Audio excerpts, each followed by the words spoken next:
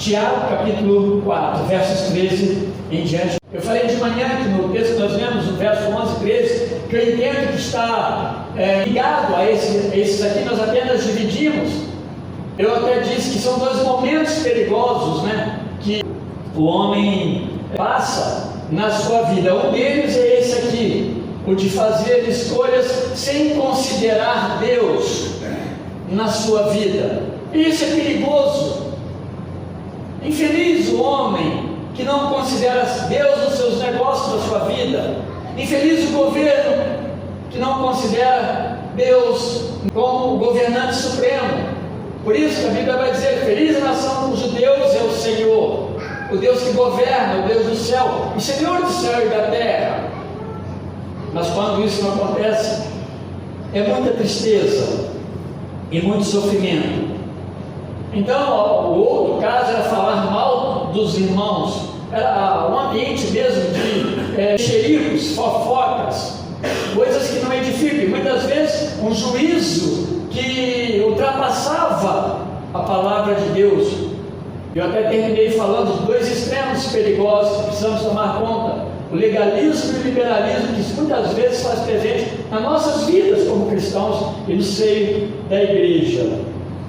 Tiago agora está falando para eles disso, sobre aqueles, de uma forma bem corriqueira, eles fazendo planos para a vida financeira, planos futuros para as suas vidas financeiras. Agora, meus irmãos, isso não é errado. O Senhor Jesus, ali em Lucas, no capítulo 14, especificamente os versos 28 até o 30, ele vai advertir sobre essa necessidade de calcular os custos antes de começar uma construção. Isso é plano, isso é planejamento. Eu imagino que ninguém aqui entra numa dívida sem ter como pagar, porque isso não é atitude cristã.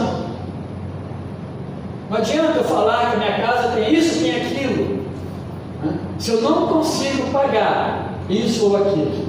Então nós precisamos fazer sim cálculos, fazer planejamentos para comprar, adquirir, já que o tema aqui, a ideia aqui é a aquisição de alguma coisa, é negócio, é fazer negócios. Mas quem calcula, quem planeja, nunca passará vergonha, porque planejou. Os judeus, meus irmãos, eles eram excelentes negociantes, aliás, são até hoje, né? Os orientais, eles são bons nesses negócios. Então, planejar o futuro não está na lista, né, de atitudes condenadas por Deus.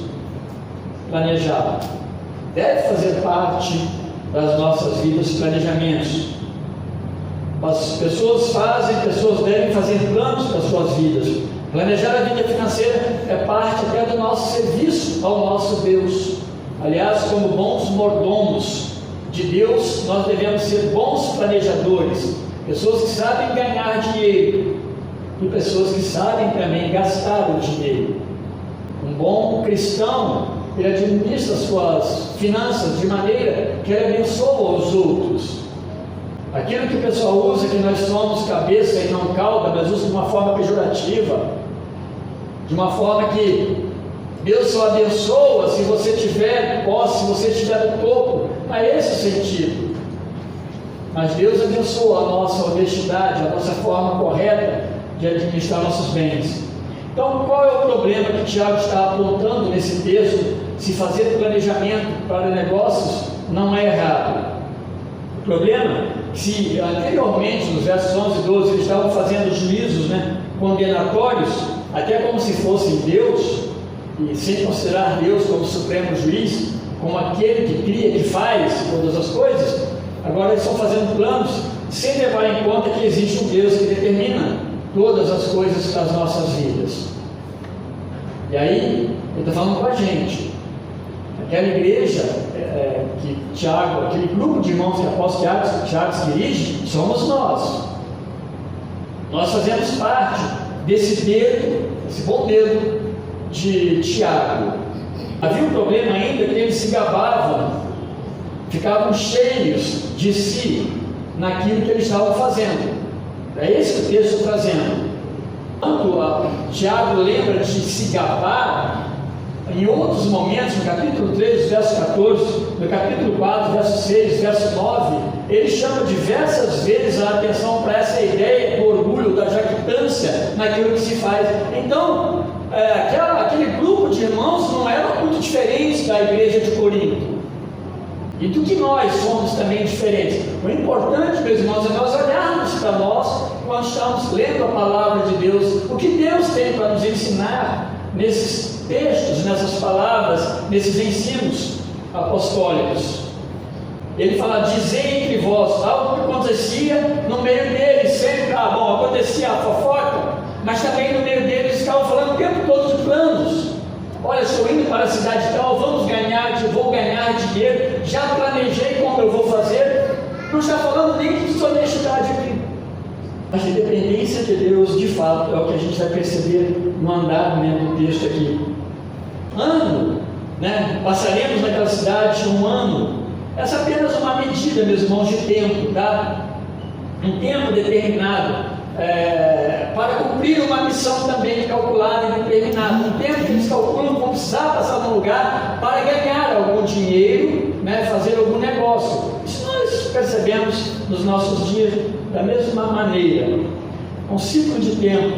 Mas, meus irmãos, algo nos chama a atenção muito nessa introdução aí do verso 13 mesmo, que é a ênfase na primeira pessoa do plural. E aí a gente começa a perceber um destaque, para si. Se a gente for ler o singular aí, seria: eu irei a tal cidade, eu passarei um tempo lá, eu negociarei e eu terei lucro. Isso nos remete, nos faz lembrar aquele episódio que Jesus conta, uma parábola daquele homem rico lá em Lucas, no capítulo 12, e que ele faz planos dessa forma também. Ele diz assim: o que eu farei? Não tenho onde colocar os meus frutos. Eu farei novos celeiros e recolherei todos os meus produtos e todos os meus bens. Direi à minha alma: tu tens muitos bens, descansa, come, regala-te. É interessante que naquele texto lá de Lucas, Jesus, que conta a parábola, ele também faz a advertência, e agora a aplicação para os seus discípulos, para que eles entendessem o que estava acontecendo, o perigo, da história daquele homem, da parábola que ele acabou de contar. E diz lá que Deus dirá para aquele homem, Jesus fala assim: Deus dirá para ele: homem insensato, sua vida será recolhida nessa noite, isso tudo será para quem? De que te servirá tudo isso? Interessante então, que a questão não é nem nos negócios, mas o que os negócios são para nós, o que dinheiro é para mim, o que meu filho é para mim, pode se tornar, quem sabe, então uma idolatria, algo que se torna maior do que Deus. Não considerar Deus, de fato, já está muito claro que é deixar Deus em segundo plano, ou fazer Deus concordar com os meus planos. Olha, eu já ouvi muito isso. Eu já ouvi, meus irmãos, coisas absurdas de crentes.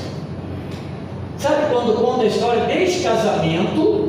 Eu vou casar, Deus escolheu a mulher para mim, ou o marido para mim, a compra de carro, seja o que for.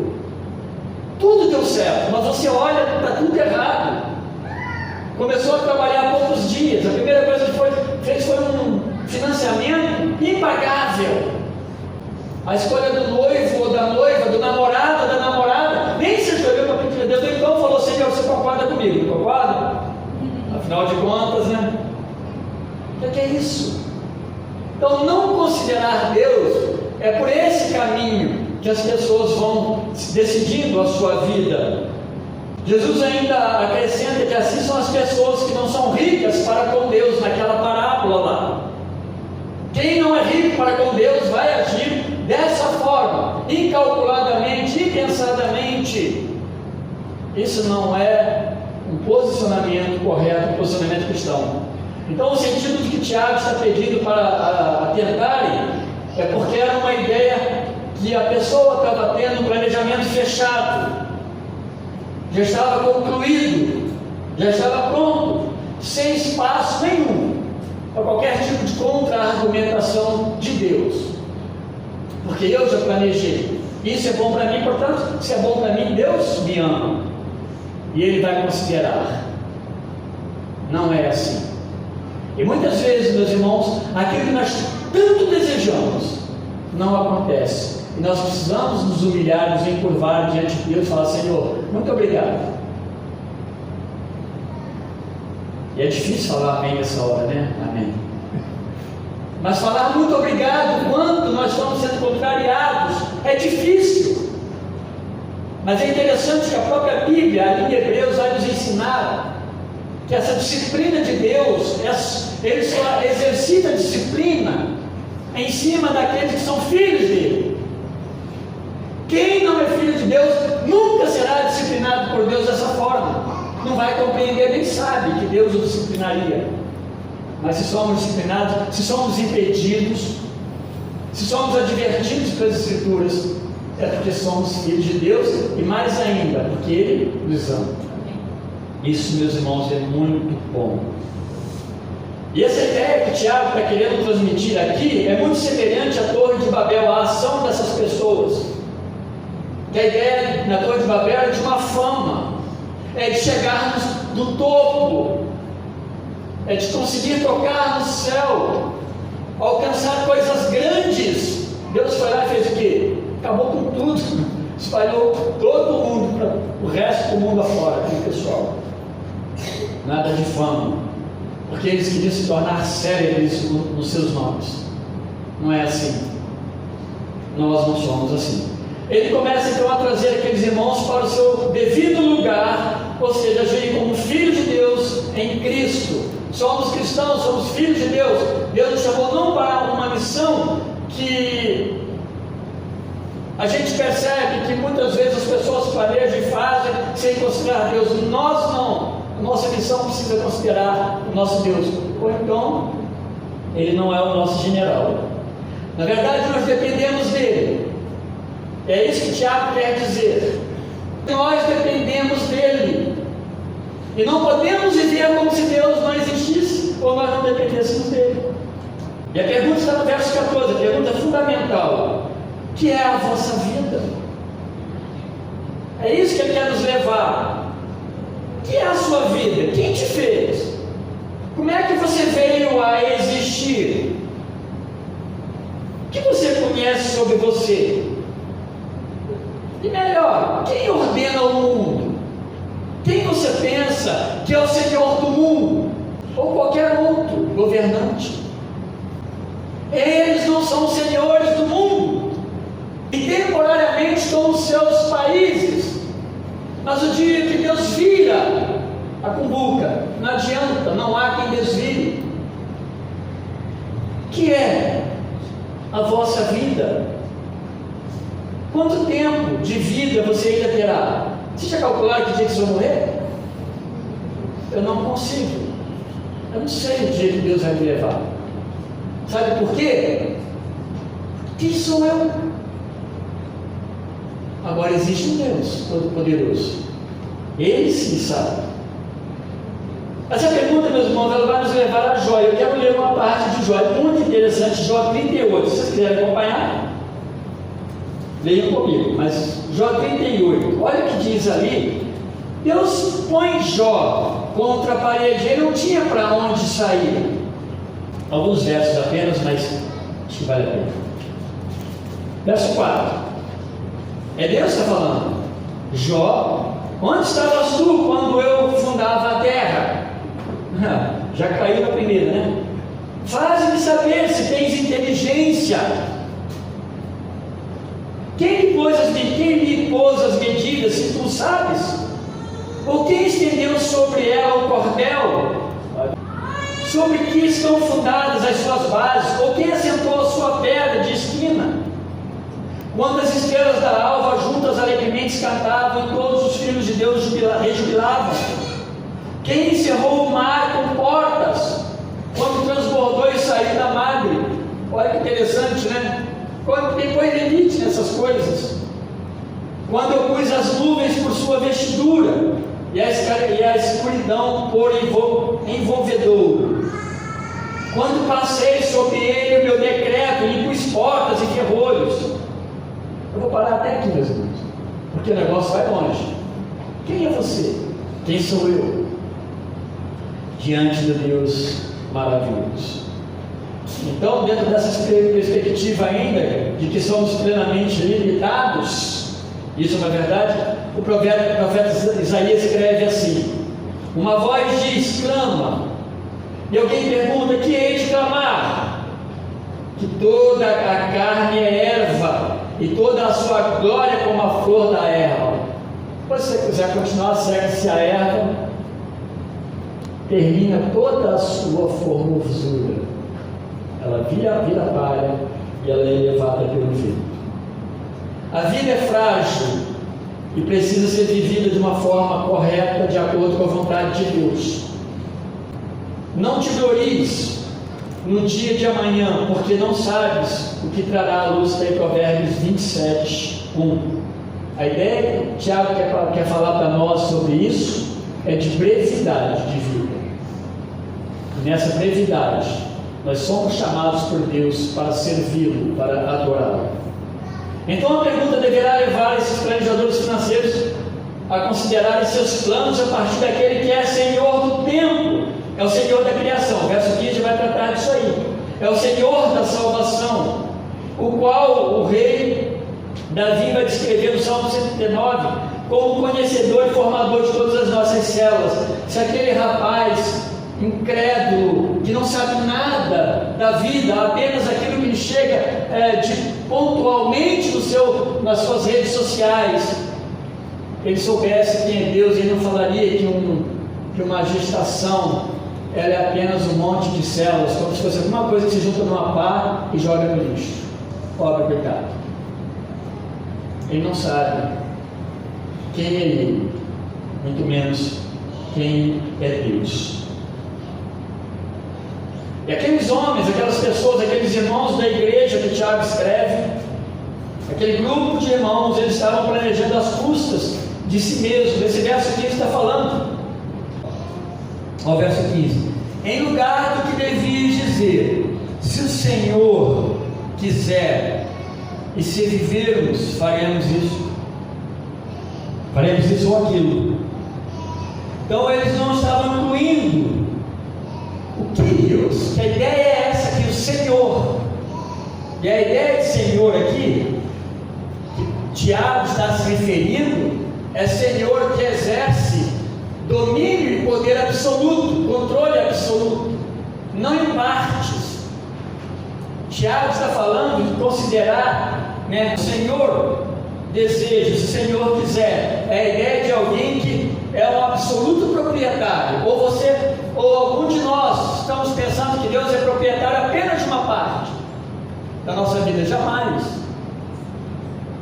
Esse é o grande problema, porque quando Deus, entendo bem, quando Deus não controla de fato a nossa vida, às vezes nós somos muito chavões. Deus está no controle, às vezes não tem controle nenhum, porque fazemos o que queremos. Aí você parar com o chavão e realmente se render a Deus, meus irmãos. É para isso que Ele me chamou.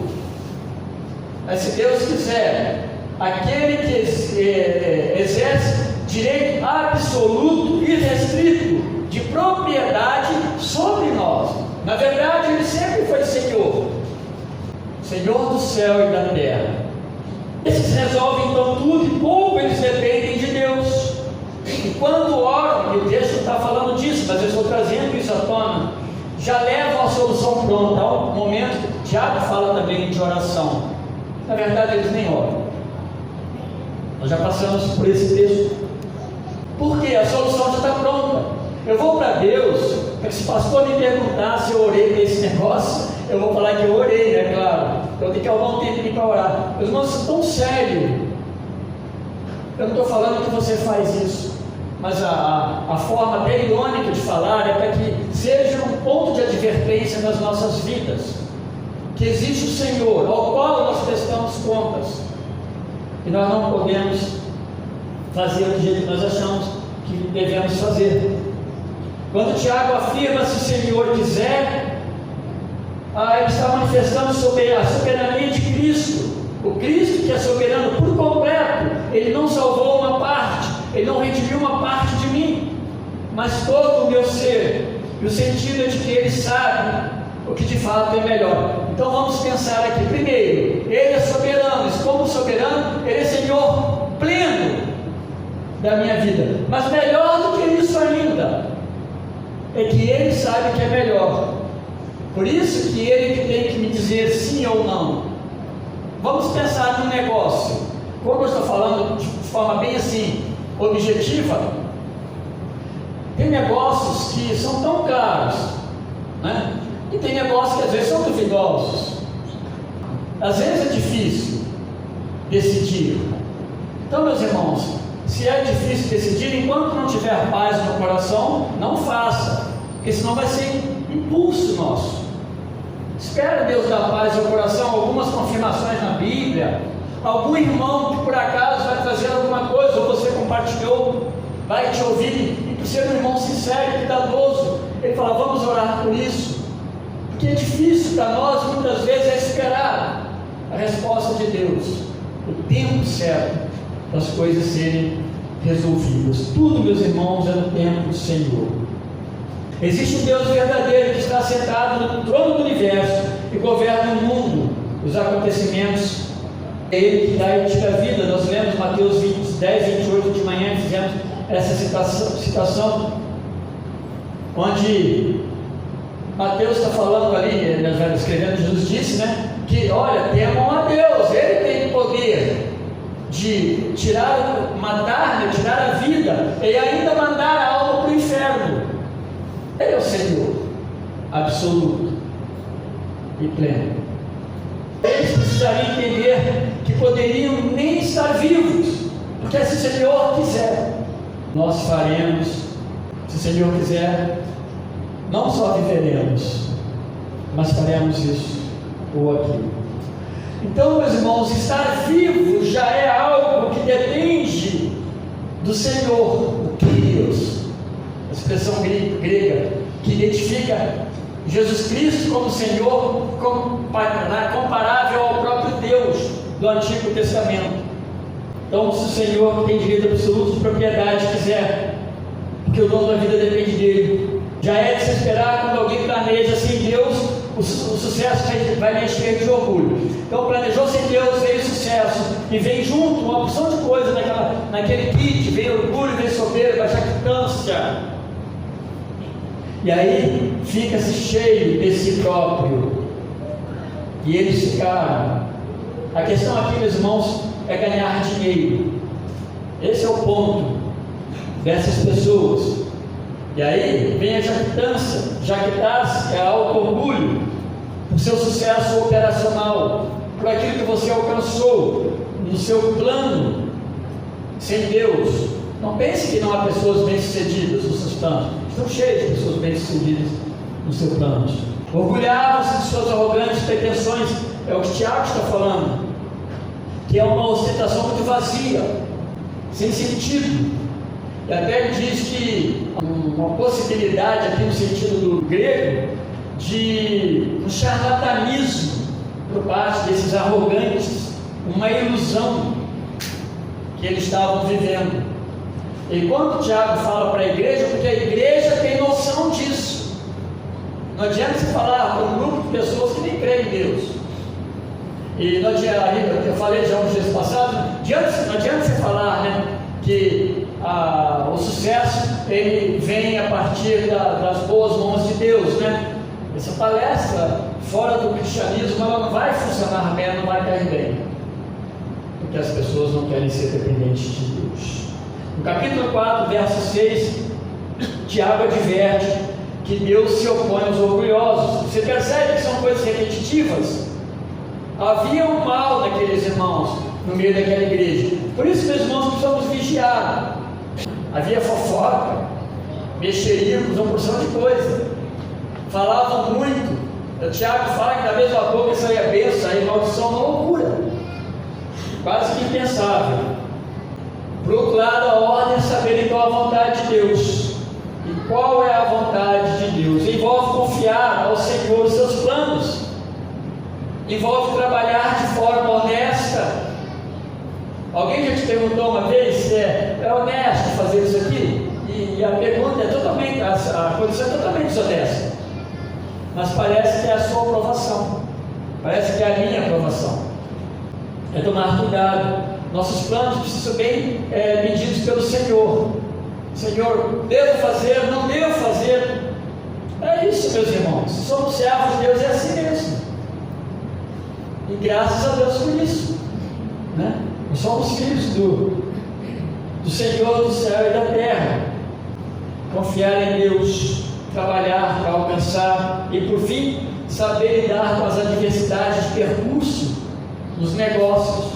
Quando vai a algum lugar, passar algum tempo, quanta coisa acontece nesse percurso, na viagem, na estadia. Quando eu estava no Palavra da Vida fazendo mestrado lá, eu ia com um rapaz, ele me contou a história de um homem, um casal da igreja lá, tão envolvido, e ele começou os negócios pela empresa que ele representava. E para fechar alguns negócios bons, começou a chegar diante dele algumas propostas indecentes. Isso envolveu imoralidades. Um homem bem casado, na igreja, servindo a Deus com a sua esposa. E ele começa então a se envolver, qual é o seu negócio? A se envolver com relacionamentos ilícitos, adultério e tantas coisas mais. Quando ele contou essa história, esse negócio estava nesse nível de separação. Então muita coisa acontece nos planos quando nós não consideramos Deus. Porque se ele considerasse Deus, meus irmãos, eu não estou sendo aqui melhor do que ele, mas é simples para nós.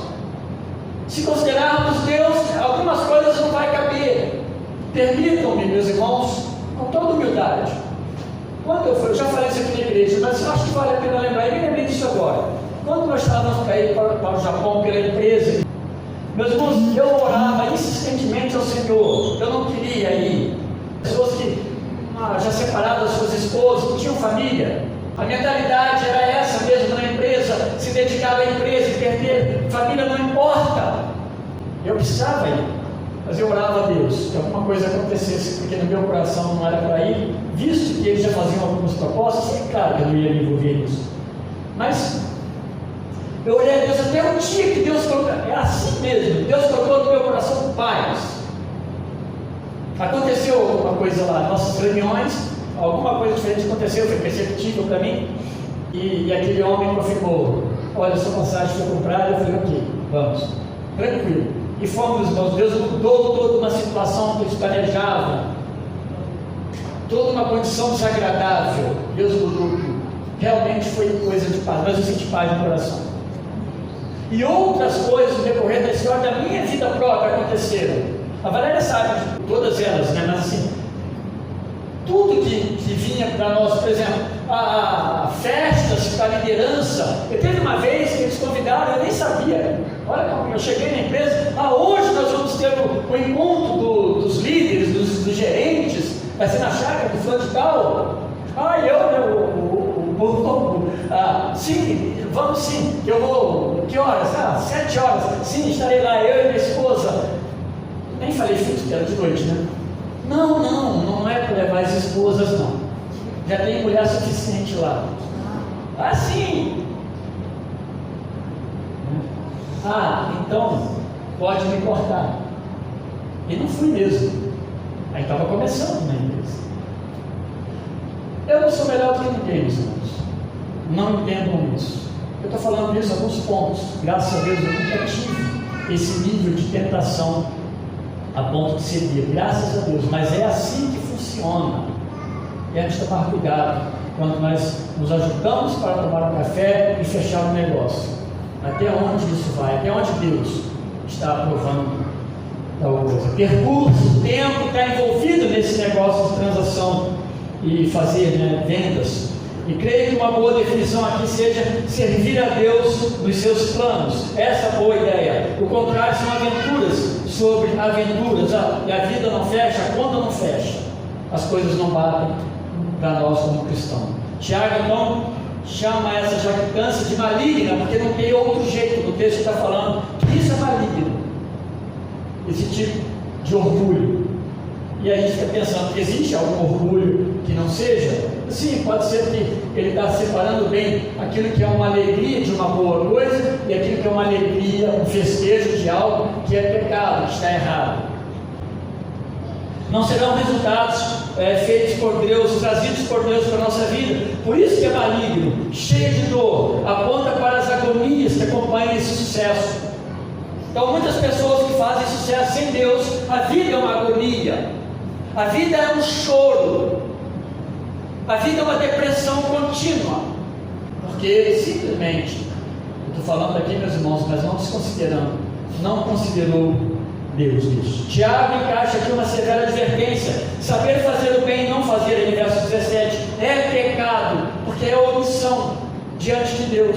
Eu sei o que é certo, mas não faço. É pecado diante de Deus. Eu estou omitindo o meu dever de fazer o que é certo diante de Deus. Eu sei o que é certo, mas eu tomo a decisão errada, porque senão eu não vou ser favorecido, senão o negócio não vai para frente. Então a ideia é de um resultado final fracassado. E o fracasso aqui não necessariamente é insucesso no negócio, mas diante de Deus. E se não há alegria diante de Deus, não tem sentido. Precisa haver alegria diante do Senhor. Errou o alvo por não buscar Deus, em Deus as direções certas para os seus entendimentos, por desconsiderar o Senhor, o Deus do céu e da terra. Ele pode se perder em questões éticas e morais, como já falei alguns exemplos aqui. É perigoso. A ideia de errar então o alvo, por não ter sido originado em Deus, ou mesmo capacitado por Deus para tal missão. Terminando, meus irmãos, você deve planejar sim os seus negócios, a compra da sua casa, do seu carro, sua viagem, do seu eletrodoméstico, os lazeres, mas tudo isso precisa ser pela ordem de Deus, pelo ensino de Deus, de forma que Ele seja glorificado, honrado nos seus negócios, nos nossos negócios. Não pense que por eu ser pastor, não tenho tais tentações e lutas. É diferente. Como se glorifica Deus? É fazendo a vontade de Deus. Não tem outra coisa. Se glorifica a Deus fazendo a vontade dele. Qual é a vontade dele? Está explícito na sua palavra. E uma delas é fazer as coisas em obediência a Ele. Tenha coragem de orar, pedindo sempre a Deus o bom conselho. Consultar a Deus antes de fechar negócios, então, é prudência. Meus desejos pessoais devem estar subjugados então ao Senhor. Nossos planos não devem ser consagrados a Deus posteriormente, mas antes deles nascerem. É aquilo que eu falei agora há pouco. Às vezes as pessoas vêm e falam: olha, fiz um grande negócio, ora por mim. Mas você fica olhando e fala assim: olha, como é que você ora? Porque não foi um bom negócio. Deus provavelmente vai adequá-lo de maneira que você continue servindo Ele no seu negócio e nos seus planos, quando você consultá-lo. Isso então, meus irmãos, é fazer o certo, é fazer o bem, é glorificar a Deus. Tiago encerra dessa forma. E se aplica tanto ao que fala mal, que nós fizemos pela manhã, quanto ao que faz planos sem Deus. E de fato, meus irmãos, Tiago está fechando com isso. Ele quer dizer que se o Senhor é Senhor absoluto das nossas vidas, Ele precisa gerenciar todas as coisas que nós fazemos, as nossas ações, as nossas atitudes, os nossos negócios. Isso não é difícil. Nós precisamos nos render a Deus. Já existe um mundo que não ama a Deus, que faz seus negócios à revelia. Nós não somos assim. Nós somos chamados a Deus para servi-lo, para honrá-lo. E como servos de Deus, assim tem que ser a nossa vida. Nossos filhos precisam beber isso, a seguir esse caminho. Porque, meus irmãos, não está fácil, né? Não está fácil. Principalmente questões imorais. Então precisamos tomar esse cuidado, porque nós dependemos de Deus. Salmo 37 ele diz: entrega o teu caminho ao Senhor, confia nele e ele tudo fará. Porque Deus sabe como fazer, como guardar a nossa vida. Que Deus conduz a sua vida, meu irmão. Então, se você já vem fazendo isso, louvado seja Deus. Se há algumas coisas duvidosas e erradas, vão diante do Senhor. Se não tem paz no coração, eu não estou aqui para falar para você dar saidinhas, como resolver. Não, a palavra de Deus ensina: sinta paz no coração. Se não há paz, você não precisa fazer, porque nada te obriga a fazer uma coisa que é contra Deus ou contra a vontade de Deus. Vamos orar.